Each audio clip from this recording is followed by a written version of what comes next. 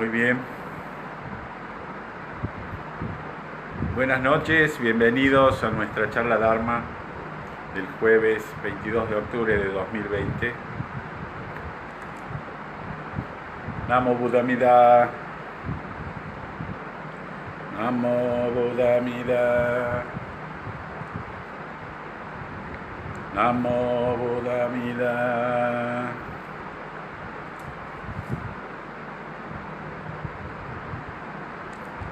Namo Buddhamida, Namo Buddhamida, Namo Buddhamida, Namo Buddhamida, Namo Buddhamida, Namo Buddhamida, Namo Buddhamida, Namo Buddhamida. Muy bien. Bueno, bienvenidos todos. Me alegra ver los nombres conocidos.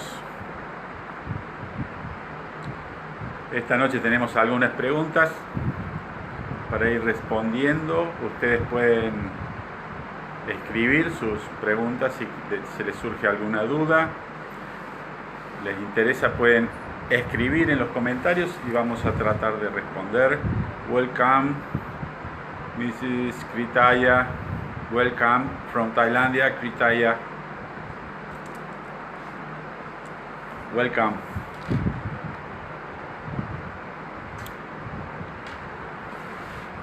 Muy bien. Y vamos a empezar entonces. La primera pregunta tiene que ver con las emociones. Nuestra práctica de budismo, el control de la mente. Buenas noches, Karina. El control de la mente, esa transformación que queremos realizar en nuestra mente, ¿implica que debemos dejar de sentir?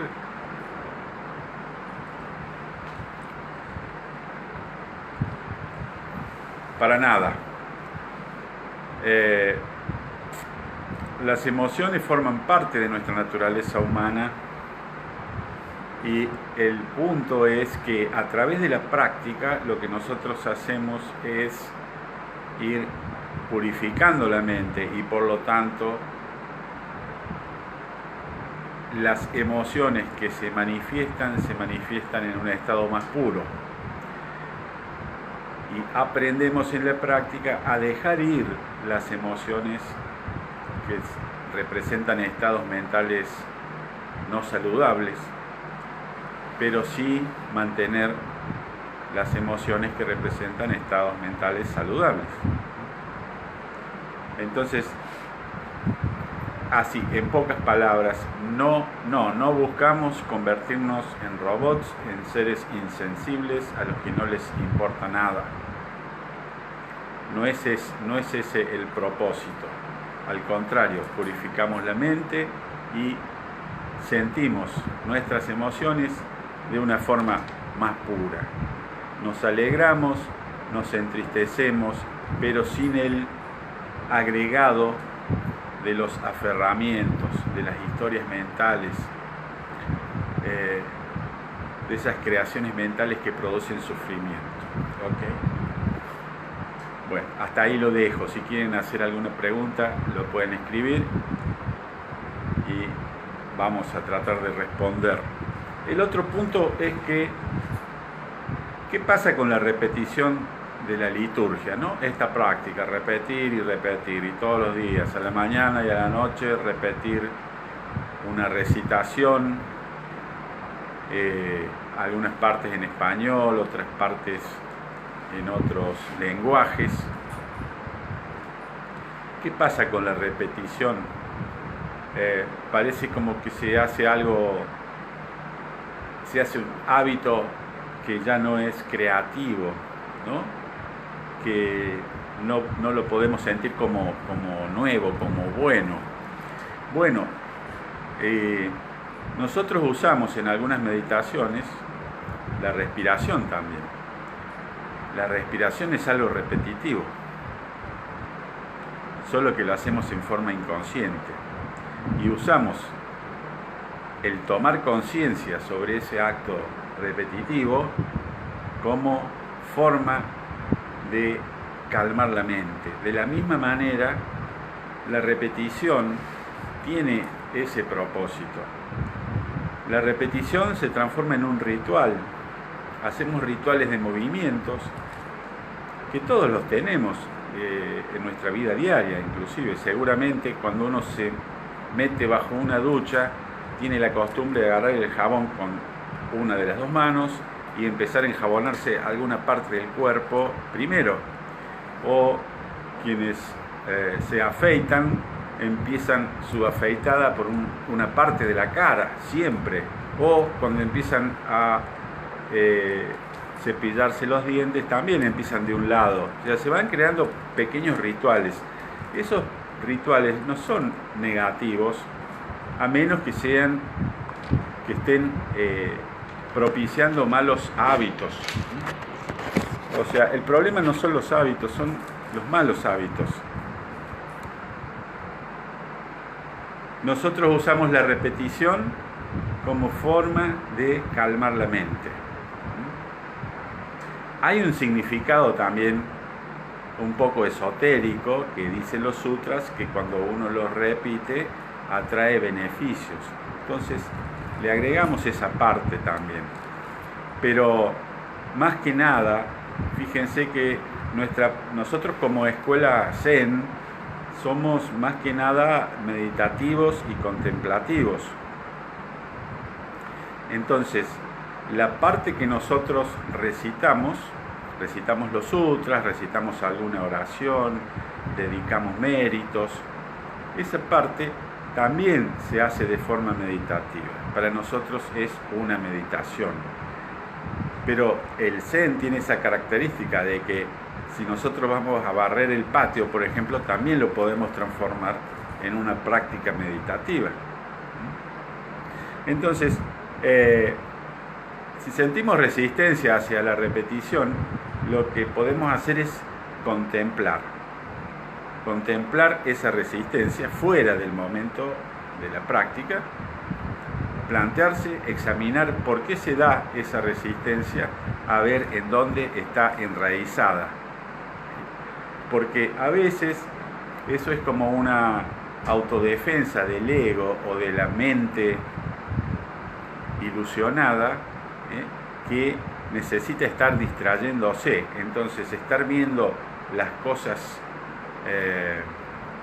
nuevas todo el tiempo, escuchando canciones, cambiando esto, o sea, cambiando las actividades, se hace como un apego a eso para distraer la mente. Y nuestra práctica justamente es lo contrario, no es distraer, sino calmar y concentrar, calmar de forma tranquila, prestando atención, y concentrar. A partir de esa calma se da una concentración y entonces podemos ver con la mente clara las cosas como son. Ese es el propósito. Entonces, esa repetición tiene un propósito. Si nos provoca resistencia, busquemos contemplar esa resistencia para ver a qué se debe. Fíjense que cuando uno supera esa parte de resistencia, se transforma en un buen hábito. El hecho de hacer a cierta hora, de recorrer una liturgia en cierto orden, es como que no hay lugar para que la mente se distraiga. La mente se tranquiliza haciendo lo que es habitual. Se tranquiliza, y cuando llegamos al momento de la meditación, entonces podemos hacerlo mucho más fácilmente. Nos facilita ese tránsito desde la vida normal, que es ruidosa, que es con interacciones, esta vida en el mundo, aunque el ruido sea música, ¿no? Pero la música nos lleva, y nosotros cuando meditamos no queremos irnos, queremos estar aquí y ahora. Entonces, la repetición en este caso nos ayuda. Otro tema es, hay un factor Hola Edgardo Escalerandi desde Canadá, ¿cómo estás amigo? Rod Ruiz, bienvenido también. Hay una consulta acerca de un aspecto que tiene el hecho de convertirse en novicio. Hay gente que le interesa seguir el camino del monje y cuando uno se va a ordenar de novicio hay un aspecto que es el de la sumisión al maestro. Y entonces este aspecto nos cuesta porque nosotros queremos ser libres, porque tenemos nuestras defensas muchas veces justificadas de no tener por qué ser sumisos a nadie, pero en este aspecto el tema es la sumisión espiritual. Muchas veces me habrán escuchado decir, y si no me van a seguir escuchando, que uno de los graves problemas que tenemos es el yo, es esa idea distorsionada de que nuestro yo existe como un ente separado de los demás, que no está interconectado y que no es interdependiente. Esa idea del yo, ese yo necesita, esa falsa idea, esa ilusión, necesita alimentarse y sostenerse a sí mismo. Entonces, de un ego, llamémosle necesario como para vivir en una vida balanceada, equilibrada, se puede pasar a dejarse llevar por ese ego ilusorio que se ofende, se enoja, está a la defensiva, se aprovecha de los demás, ¿no? Entonces, la sumisión del novicio con el maestro es un tema muy importante. No es para todo el mundo, es para el novicio, el que quiere ser monje. ¿Por qué?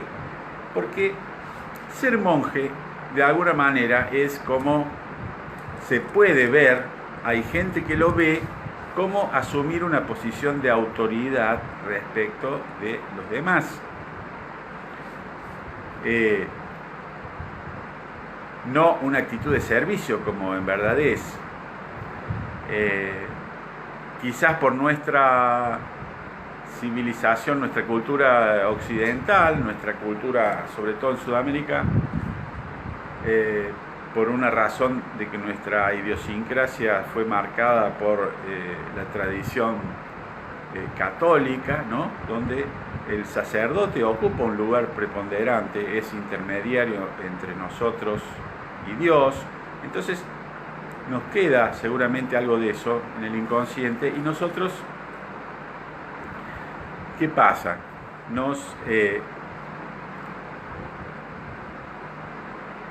Al decir yo quiero ser monje o me gustaría ser monje, por ahí es el ego el que nos está guiando. No es un deseo genuino de servir, sino puede haber escondido ahí un deseo egoico, un deseo egoísta, ¿no? De yo quiero ser monje para esto. Entonces, durante el transcurrir del ser novicio, se pasan varias etapas y es normal que ante una actitud sumisa al principio, a medida que pasa el tiempo, el novicio, por ahí alguien le dice maestro, le dice venerable, es como que empieza a tomar una cierta notoriedad al ser novicio y eso puede confundir al ego y empieza uno a creerse que ya está en condiciones de tomar ciertas decisiones, de emitir opiniones, que nosotros sabemos que tratamos de emitir la menor cantidad posible de opiniones porque las opiniones siempre son equivocadas, porque lo concreto, lo que es, eso le llamamos sabiduría. Opinión es cuando no tenemos sabiduría. Opinamos sobre algo, es nuestra, ya de partida, nuestra visión subjetiva y parcial sobre algo. Y Entonces, disculpen que les esté hablando de esto a todos, cuando en realidad atañe más a los novicios, pero por ahí alguno piensa en querer ser monje y cuando lee que el novicio debe ser sumiso al maestro, entonces le genera resistencia. Bueno, eso que le genera resistencia es el ego. En cierta medida es sano, en una medida un poquito más grande no es sano, ¿no? Esa resistencia. El punto es que tenemos que, en nuestra relación de discípulos con el maestro, cuando hacemos las prácticas, es como que debemos ceder el ego se lo damos al maestro y el maestro nos lo devuelve después de la práctica. Así es como debe funcionar. Por eso la sumisión es una cuestión por el ego, no es porque por una autoridad o una superioridad inherente del maestro, del superior o de quien sea, el instructor. ¿Se entiende? Es simplemente eso, que es nuestro entrenamiento bajarle el copete al ego. A ese gallito que sale, bueno, hay que bajarle el copete. Uno tiene que entrar como novicio pensando que uno no sabe nada.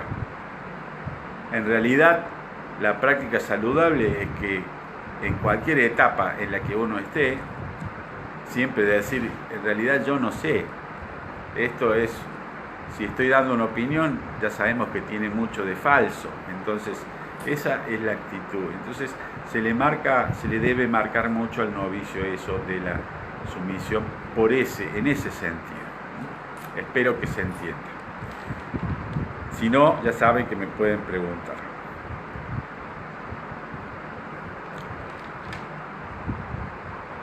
Bueno, hay una pregunta interesante que muchos se pueden haber hecho respecto a la esvástica que se ve en algunas imágenes, estatuas de Buda.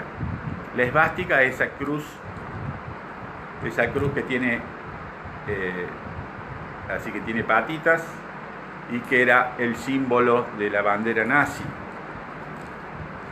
Entonces alguna gente ve un Buda con eso ahí y dice, ¿qué pasa? Y por supuesto le choca porque tiene toda una carga cultural de sufrimiento y de mal ejemplo, ¿no? A consecuencia del nazismo a mediados del siglo XX y de todos los sufrimientos que causó. Bueno, es la misma en este sentido. O sea, el símbolo es el mismo, pero lo que representa no es lo mismo. En budismo representa la totalidad, representa eternidad, representa los ciclos de nacimiento y muerte, que son cíclicos. Entonces es usado desde miles de años atrás y tiene una tradición, probablemente la más antigua proviene del hinduismo. Prácticamente en una, no sé si decir mayoría, pero de las civilizaciones antiguas hay presencia de esvásticas decorativas. No sabemos en todos los casos qué significado les daban. Para nosotros representa la eternidad, el ciclo de nacimiento y muerte que se repite. Puede ser con la patita hacia la derecha, la cual se denomina dextrógira, o la patita a la izquierda, que se denomina levógira. En budismo se ha usado en ambos sentidos, hasta aproximadamente mediados del siglo XX, a consecuencia de que los nazis empezaron a usar la dextrógira, el budismo empezó a usar apuntando hacia el otro lado. Y la otra diferencia que hay es que en budismo se usa, está horizontal, digamos, las líneas, las rayas son bien horizontales, mientras que en la bandera nazi se usa con un desplazamiento bueno, no sé para cómo lo verán ustedes, si es así o así. Bueno, hay desplazamiento a 45 grados en la bandera nazi. Sí, Silvia, en teosofía sí es positiva, sí. En hinduismo se utiliza marcar a los niños como símbolo de buena suerte. En algunos alimentos en China que se exportan se les pone también la esvástica como indicando que son vegetarianos, totalmente vegetarianos, de acuerdo a lo que es el budismo bien ortodoxo, digamos, en cuanto a eso, a la posición vegetariana, para indicar que un alimento es apto para vegetarianos. O sea que se ha usado de distintas maneras, pero al ser usado por los nazis tiene una connotación muy negativa en todo Occidente. Sí, hay veces, como dice Silvia, por un lado positivo, por otro lado negativo. Hay distintas interpretaciones, no está bien claro eso. Las distintas filosofías o religiones le dan un significado, pero en algunos casos la patita representa hacia dónde va y en otros casos es interpretada como que es desde dónde viene. Entonces, decir cuál va para la derecha, cuál va a la izquierda, depende también de la interpretación que le da cada tradición no budista, ¿no? Pero por eso es un tema amplio para hablar, pero yo quería aclararles entonces que no es que el budismo sea nazi, sino que los nazis utilizaron un símbolo que está presente en la tradición budista, hinduista, jainista e inclusive en civilizaciones muy antiguas dentro de sus representaciones artísticas, digamos, o sea que tiene varios significados. Y vamos a la siguiente pregunta.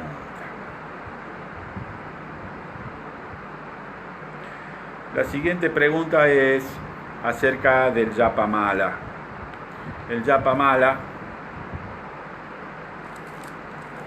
Mala es el rosario budista.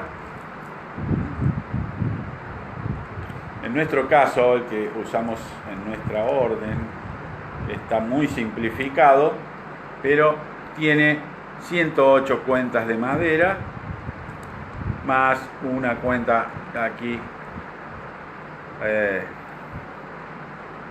que representa el maestro y el Buda, y también dos tiritas que cuando hay dos se representa el samsara y el nirvana, el mortal común y el Buda.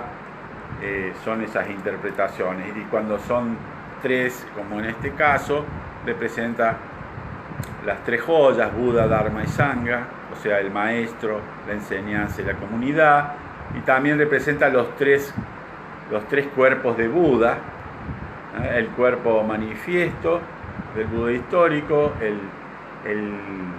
el cuerpo espiritual, que para nosotros es el Buda Amida, y el cuerpo esencial, el cuerpo del Dharma, la naturaleza original.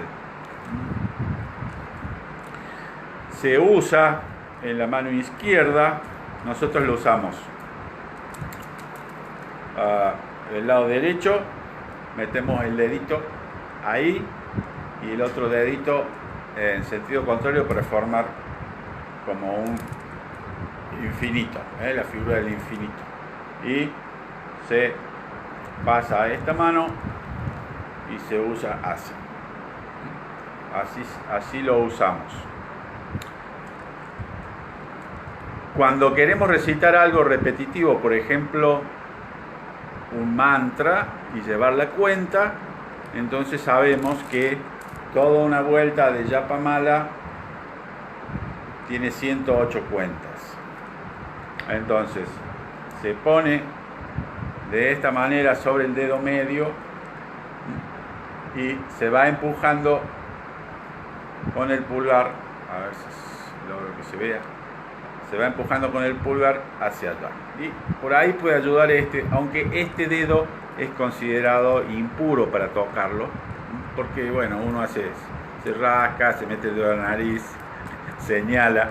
Entonces se trata de hacer con el pulgar y el dedo medio, y en todo caso ayudarse un poquito con este otro. Se hace hacia un lado,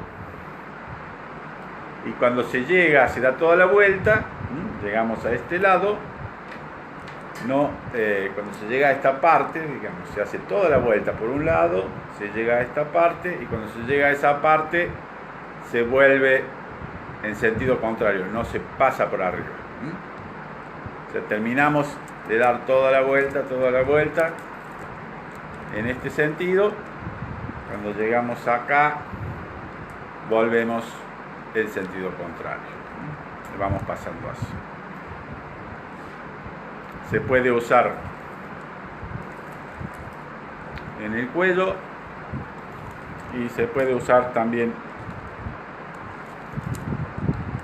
en la mano así, o en la muñeca. Le dan unas vueltas y hasta donde llegue. Hasta donde llegue.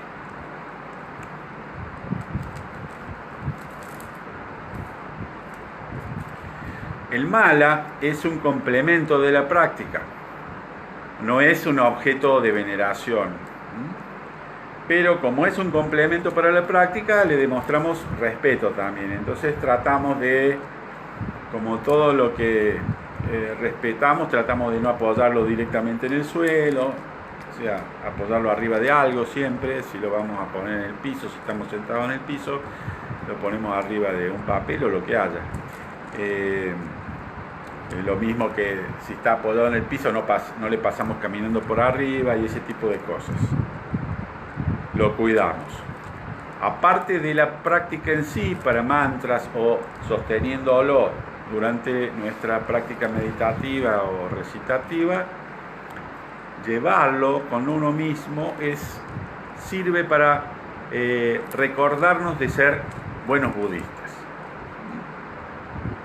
Teniendo esto en el bolsillo, por ahí nos enojamos y nos estamos tocando, entonces nos recordamos a nosotros mismos, no, tenemos que estar con atención plena, tenemos que dejar ir las emociones negativas.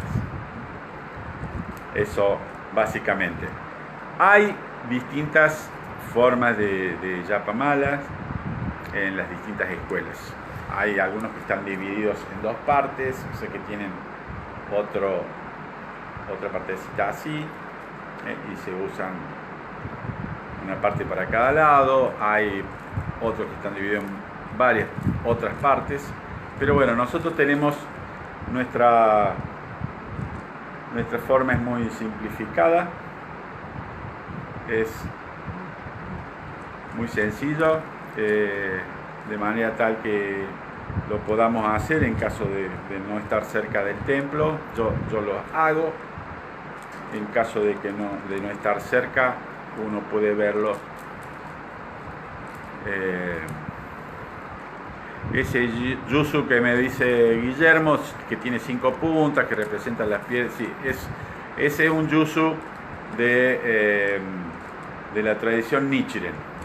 Sí, nosotros no usamos ese yuzu. Yo tengo uno, pero no es el que usamos nosotros.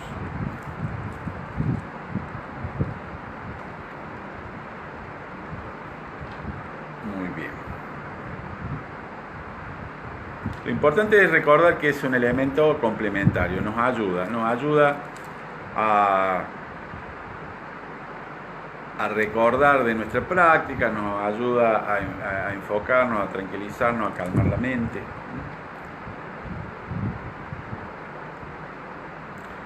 Siguiente pregunta. Me dice Silvia, como el rosario cristiano,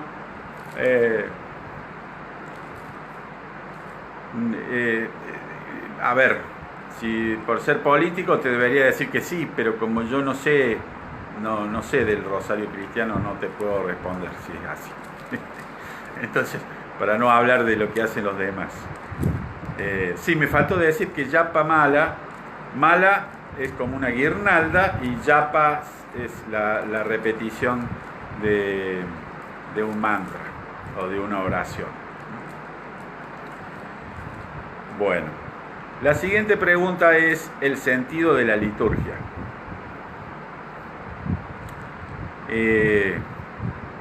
Me gustaría que Guillermo me ampliara esa... A ver, porque la pregunta es el sentido de la liturgia, campanas en algunas partes y el toque del tambor.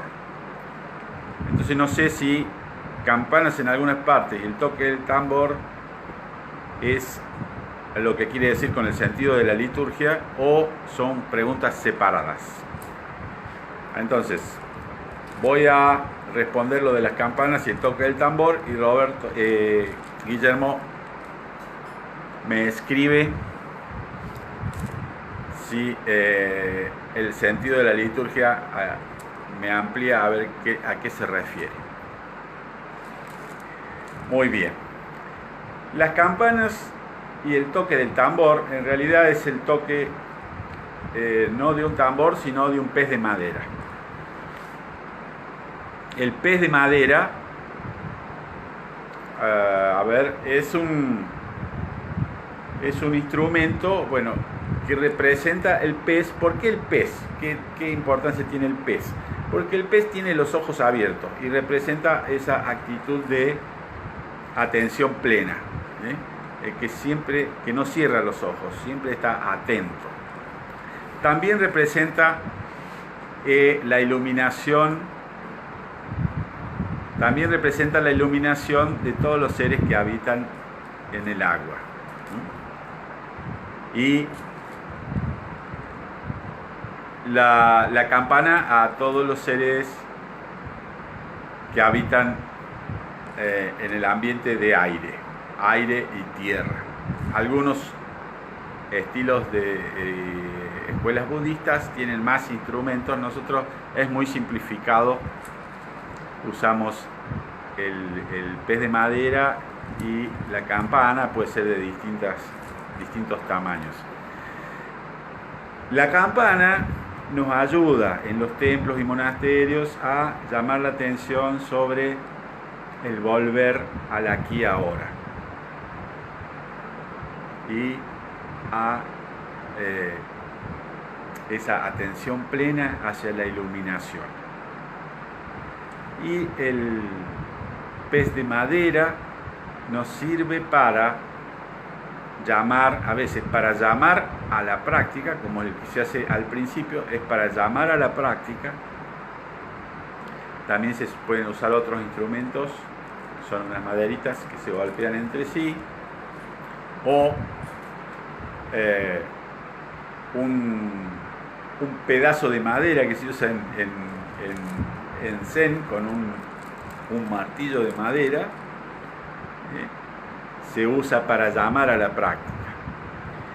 Y dentro de la liturgia en sí, de la ceremonia en sí, se utiliza como medio de llevar el ritmo. Cuando uno practica solo no necesita, aunque es lindo hacerlo porque nos ayuda a concentrarnos y a seguir también un cierto ritmo, de que no se alarguen unas partes y se acorten otras. Pero sobre todo es muy importante cuando hay grupos, que ese ritmo marcado hace que todas las personas vayan al mismo ritmo. O sea que el tambor debe seguir el ritmo de la persona que dirige la ceremonia.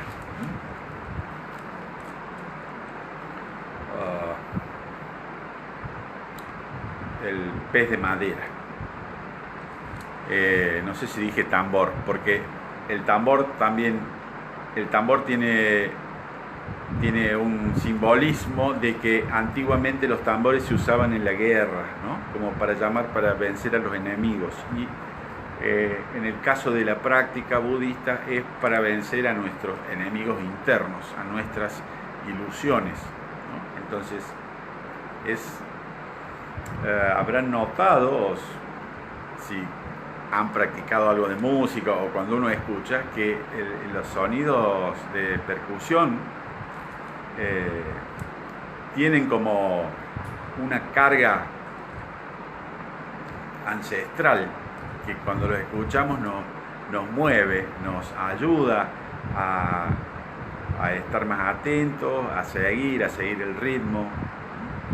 Entonces, en general son instrumentos que nos invitan a la iluminación, a la atención, a la visión clara, a la iluminación.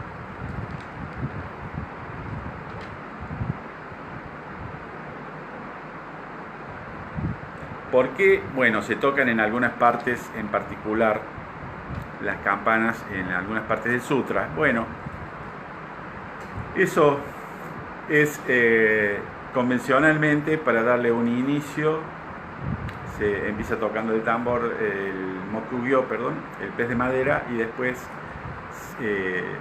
las campanitas marcan el inicio, 3 para iniciar y 2 para finalizar. Depende del sutra que estemos recitando. ¿Y por qué depende del sutra que estemos recitando? Bueno, porque esas son prácticas que nosotros traemos a nuestra práctica no sectaria, las traemos desde 3 distintas tradiciones. Desde la tradición, digamos, del canon Pali, del budismo Theravada, que prácticamente no usa percusión usualmente, no sé si tiene para acontecimientos especiales. En el caso del Zen o del Chan sí se usa mucho el mokugyo, pero la campana en sí se usa en budismo Chan, en budismo de Nichiren, y en la escuela de la Tierra Pura no estoy muy seguro, porque hay formas japonesas y formas chinas.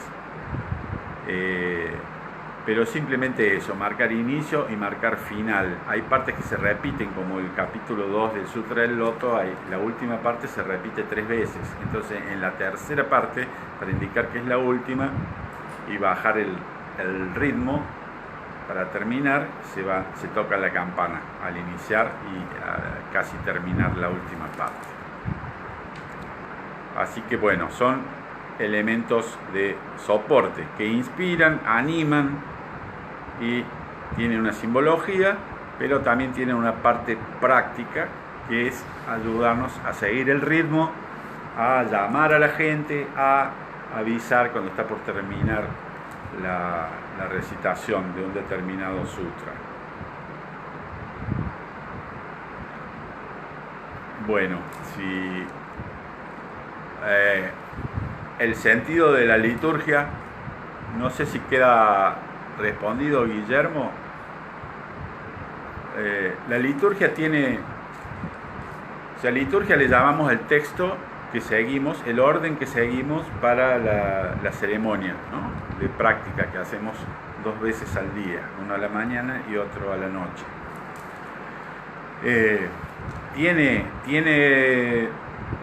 Tiene partes que son compartidas por casi todas las tradiciones, ¿no? El inicio, que es el homenaje a las 3 joyas de Buda, Dharma y Sangha, se hace 3 veces porque representa eso. Luego los versos para comenzar el sutra, que tradicionalmente expresan la intención de captar la intención del Buda en ese sutra. Luego vienen los sutras, que tienen, nosotros lo seguimos haciendo como parte de una tradición que antes de ser escritos los sutras se transmitían por tradición oral. Entonces ahí es donde empezó esta costumbre de recitarlo. Y hoy en día nos sirve como elemento meditativo a nosotros, a nuestra escuela, que es meditativa. Luego vienen los mantras. Los mantras serían una síntesis, que si nosotros no tuviéramos tiempo de hacer toda la liturgia, lo que la recitación del mantra, digamos, reemplaza, es la parte esencial de toda la liturgia recitada, las partes de los mantras, del título del Sutra del Loto, que es Namo Myoho Renge Kyo, y el nombre de Buda, Namo Buddha Amida. Esas son las partes esenciales de la liturgia recitada. Después de eso viene la dedicación de mérito, porque en todas las prácticas budistas nosotros resaltamos, en el budismo Mahayana, se resalta el rol y la figura del Bodhisattva, aquel que busca su iluminación, pero a la vez la iluminación de los demás, que es consciente del sufrimiento de los demás y quiere ayudarles. Entonces, en esa figura la compasión y la sabiduría van de la mano. No es solo sabiduría, no es solo iluminación aislada, sino es el cultivo de la compasión, que a su vez alimenta a la sabiduría y alimenta al cultivo de la iluminación, y a la vez, cuando se produce, a medida que se va cultivando nuestra percepción de nuestra naturaleza de Buda, va surgiendo, pasa de ser causa que nosotros realizamos para hacer efecto de la manifestación de nuestro propio estado de Buda que vamos cultivando. Es como que va madurando, entonces va surgiendo la compasión y va surgiendo la sabiduría.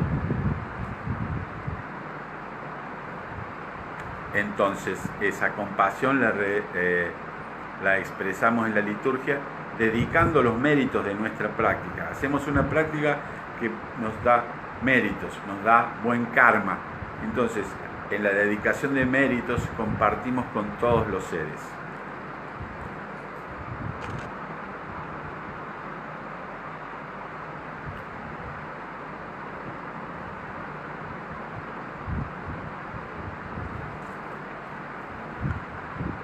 Bueno,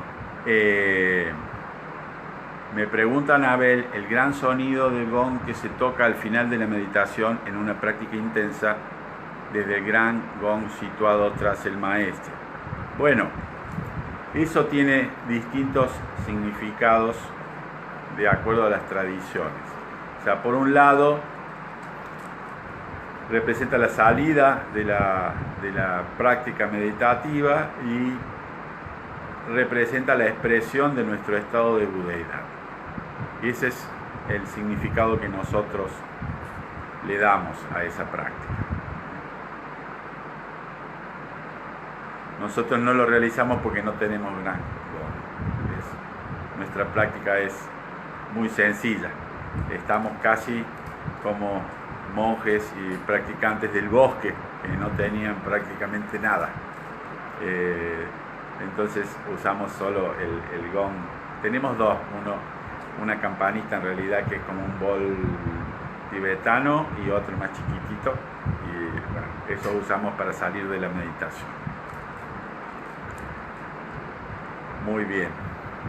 Y la otra pregunta, la pregunta final, así que pueden agregar otra si quieren, porque nos queda un poco de tiempo, a ver. Sí. Nos quedan 12, 15 minutos más. La pregunta final tiene que ver con de qué manera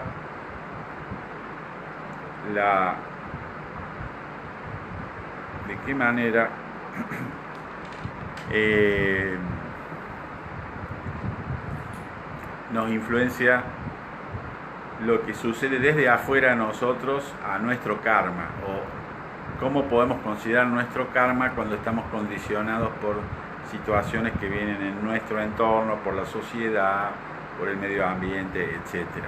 Bueno, hay distintos niveles de karma. O sea, hay un karma que podemos llamar individual, que se manifiesta a través de nuestra individualidad, y hay karmas colectivos que hacen que se dé el renacimiento de esa gente en ese país, en esa época, en esa familia, etc.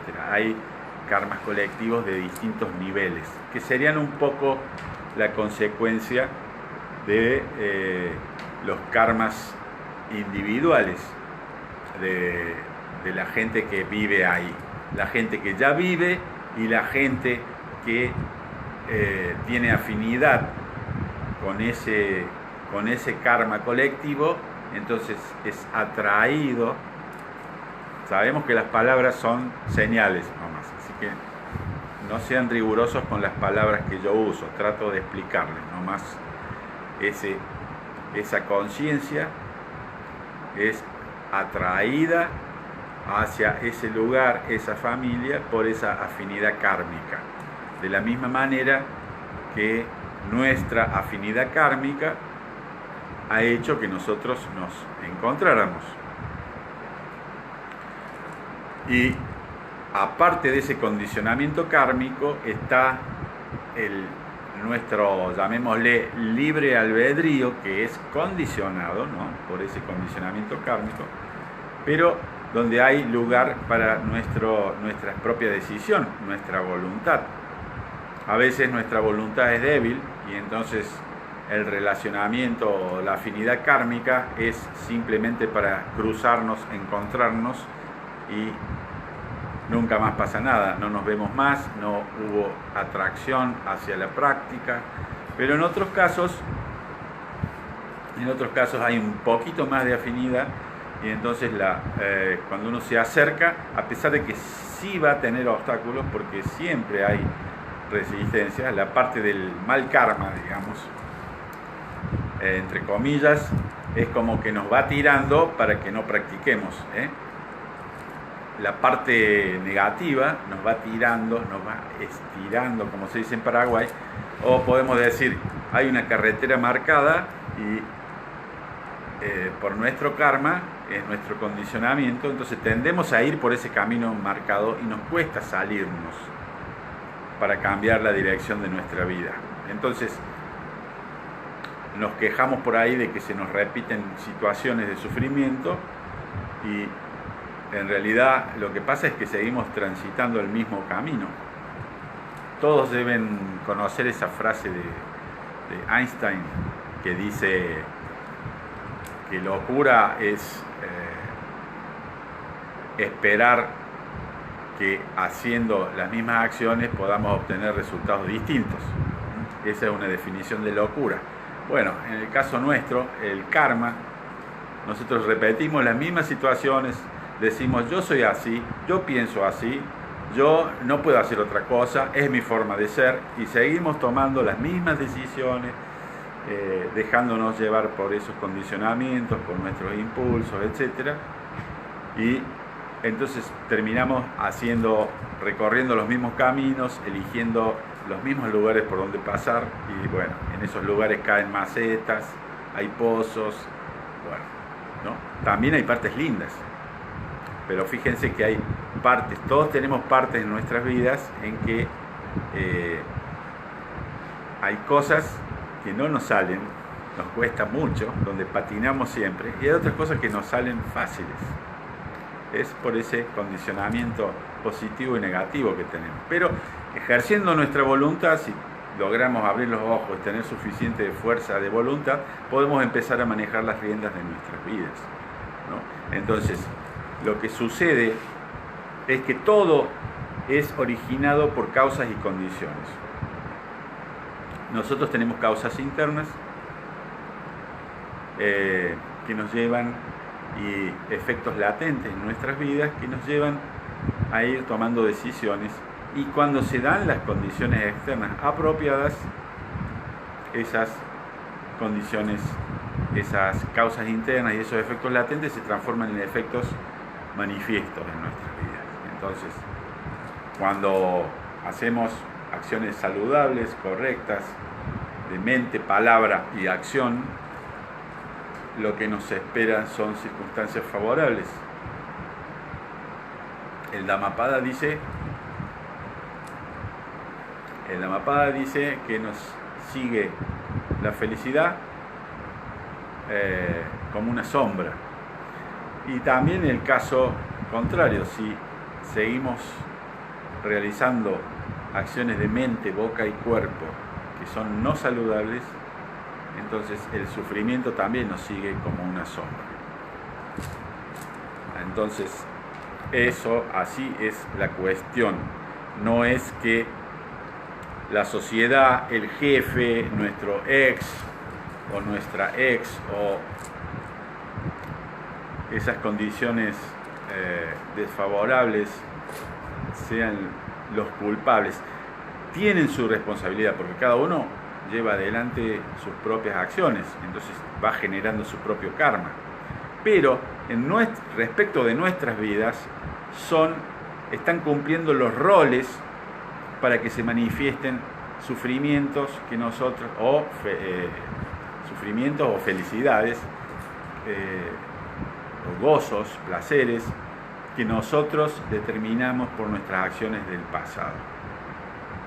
Puede sonar desgraciado pensar que alguien sufre porque creó un karma de sufrimiento, pero desde nuestro punto de vista budista tiene más sentido pensar que nosotros mismos lo causamos, y es más incluso positivo, porque significa que en la medida que yo siga realizando acciones buenas, yo estoy haciendo acciones para que mi futuro sea bueno. Si yo cultivo un buen presente, estoy asegurando una cosecha de un buen futuro. Entonces, desgraciadamente, vamos a ver gente sufriendo y bueno, según la perspectiva del karma y la ley de causa y efecto, nosotros somos responsables en existencias anteriores, no sabemos, pero venimos con un cierto karma. Entonces, lo mejor es tratar de hacer el mejor karma posible ahora, o sea, pensar, estar atentos para nuestras intenciones, para lo que decimos, para lo que hacemos, para que podamos ir puliendo nuestro karma, para que las cosas graves que tenemos grabados como efectos en nuestra vida se tranquilicen, se suavicen. Que, a ver, para dar un ejemplo que puede ser tonto, muy simplón, pero quizás yo tengo asegurado un accidente grave en mi vida, pero yo haciendo una buena práctica lo que estoy haciendo es que ese accidente grave sea menos grave, y probablemente por eso es que nos tocan por ahí situaciones que podemos decir, yo podría haber muerto, otro se murió y yo no me morí porque tomé otra decisión. Desde nuestra perspectiva no se debe a que Dios es malo con el otro y es bueno con nosotros, sino que ni tampoco se debe al azar, sino que se debe a una cuestión kármica. Entonces, es inteligente tratar de tener atención plena, tratar de ver nuestros condicionamientos inconscientes, o sea, nuestros condicionamientos kármicos, por qué nos están llevando, por qué a mí me pasan ciertas cosas. Eso es la contemplación. No todo es meditación, no todo es dejar ir y meditar, sino que está la parte contemplativa. Hay que contemplar mis emociones negativas, mis sufrimientos, de dónde vienen, a causa de qué es lo que yo estoy haciendo y sigo haciendo, que me lleva a que de vuelta sufra por estas situaciones, ¿no? Sí, hay patrones mentales que se vuelven hábitos, son sendas neuronales. Por eso se dice la felicidad es entrenable. Uno se entrena para ser feliz, uno se entrena para liberarse, para iluminarse, para ver su verdadera naturaleza, que es una naturaleza de luz, de bondad, de compasión, con todas las cualidades. Nosotros aquí hay una diferencia en la concepción del budismo Mahayana respecto del budismo Theravada, quizás. Hay, o llamémosle, dos visiones extremas, opuestas, quizás, o una más exagerada que la otra. En un caso, porque no todos no todos los practicantes de determinada tradición budista piensan o sienten de la misma manera. Es más una actitud interna, ¿no? De cada uno lo que marca esa diferencia. Hay una tendencia a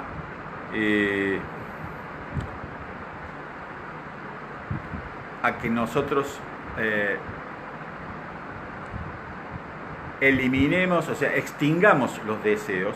O sea, eso es una visión que está en un extremo opuesto al nuestro planteo. O sea, la extinción de deseos. Entonces, en ese caso, por ejemplo, pasaría lo que se me preguntaba con respecto al tema de la emoción.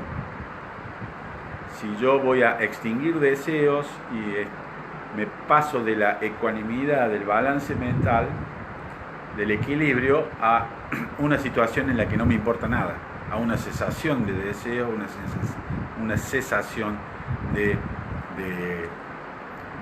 sentir emociones.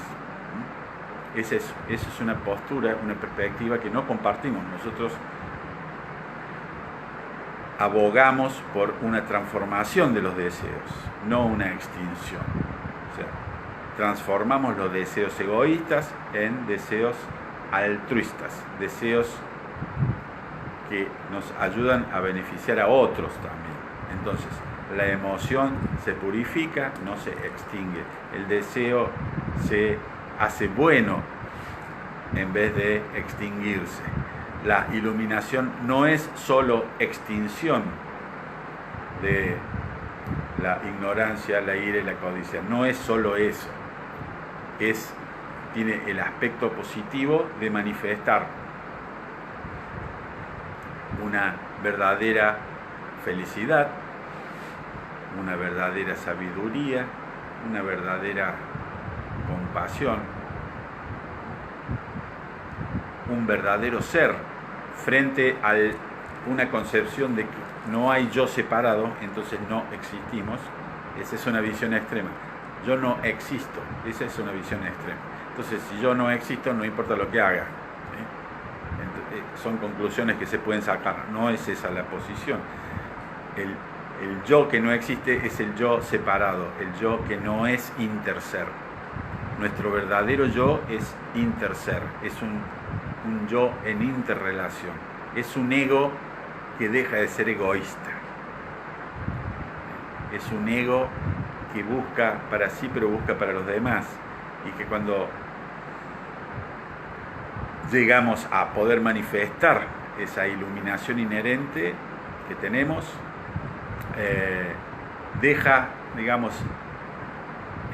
se manifiesta como la conducta pura, impecable, sin necesidad de pensar si estar bien o mal. Por eso es más allá del bien y del mal. Es la acción correcta, la acción justa. Y eso es naturalmente compasivo y sabio. Entonces, esa visión es la que nosotros abogamos desde nuestra práctica. Es una visión de práctica budista zen hacia la autorrealización. Es decir, desarrollar, cultivar y manifestar nuestro máximo potencial, expresado de una manera quizás muy marketinera y de autoayuda, ¿no? Máximo potencial, como un curso de Hágase Rico en 10 lecciones. Bueno, no es eso, pero lo tenemos que decir de alguna manera. Entonces usamos eso. Tenemos un máximo potencial, que es el potencial de reconocer, de hacernos uno y manifestar nuestra verdadera naturaleza, esa naturaleza compasiva, sabia, generosa, buena, plena de cualidades, de un verdadero yo, un yo verdadero que va más allá de esta individualidad mezquina que puedo tener en algún momento. Ojo, no digo que lo tienen, no le estoy diciendo mezquino a nadie. Estamos hablando de que nuestro estado, nosotros no somos la mente ni el cuerpo, este cuerpo ni esta mente. Hay alguien atrás que es nuestro verdadero yo.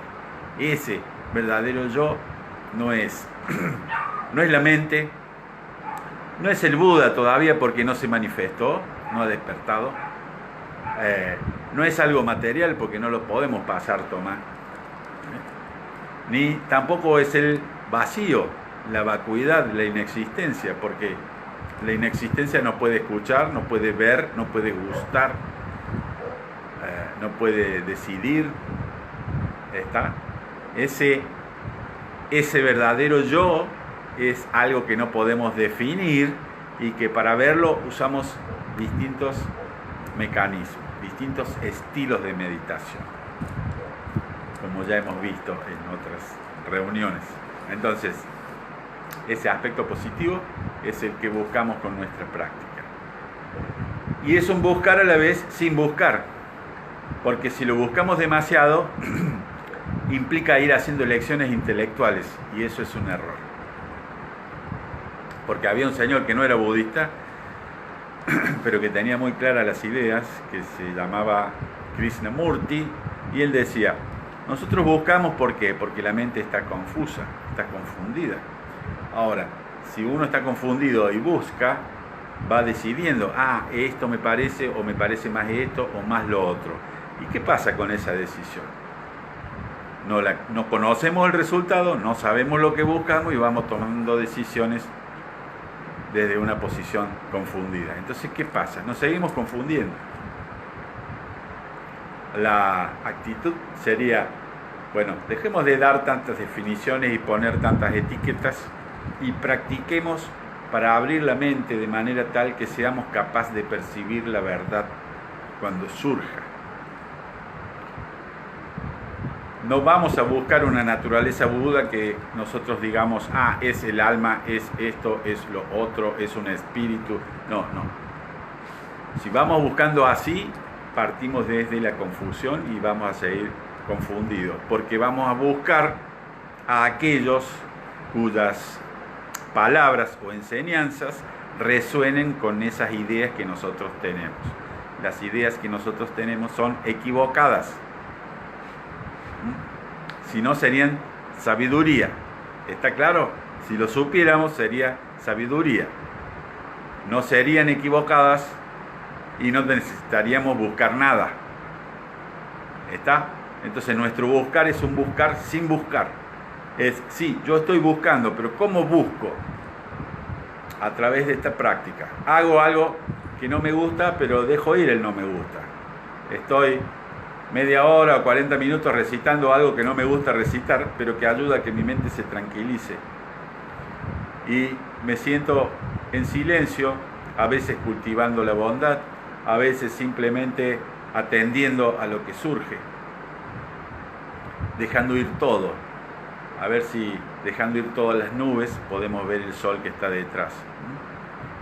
Pero dejar ir todas las ideas, todo lo intelectual, esa es la actitud, abrir para meditar, para entrenar la mente. Entonces, con la mente que se va entrenando de esa manera, permítaseme usar la palabra entrenar, que no quiere decir que sea acumular experiencia, sino entrenar el músculo mental para ser capaces de dejar ir las ideas, de dejar ir los conceptos, dejar ir todo eso que surge y nos está diciendo ahora sí, ahora no, ahora me gusta, ahora no me gusta, la iluminación debe ser así, ser Buda debe ser asá, o no me gusta que me digan que no existe el yo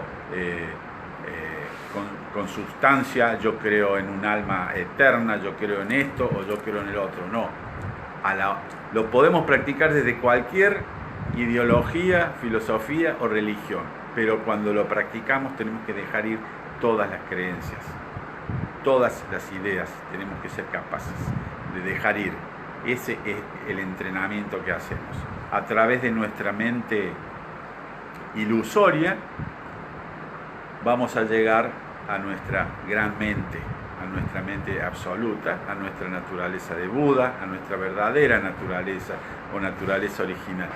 tenemos que pasar desgraciadamente a través de esta mente ilusoria que está acostumbrada a pensar, a usar conceptos, a debatir, a tener opiniones, a estar de acuerdo o no, a decir yo soy libre, a mí no me gusta, yo soy esto o soy lo otro.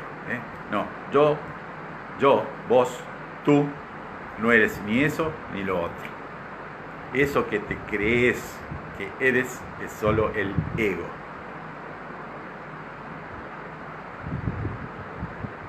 Bueno, y con esto terminamos la reunión de hoy. Si tienen alguna pregunta, les respondo.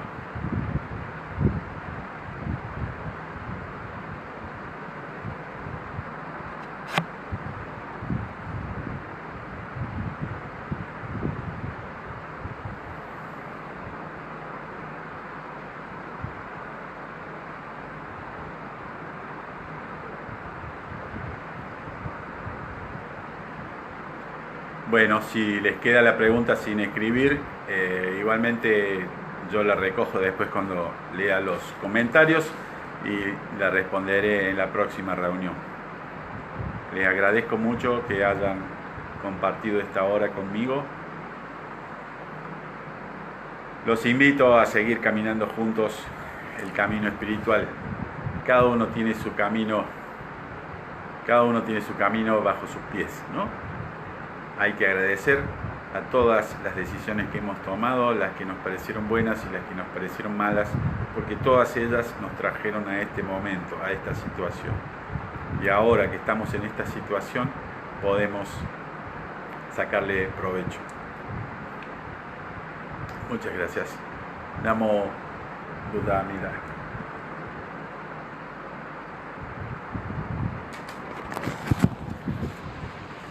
Los quiero mucho.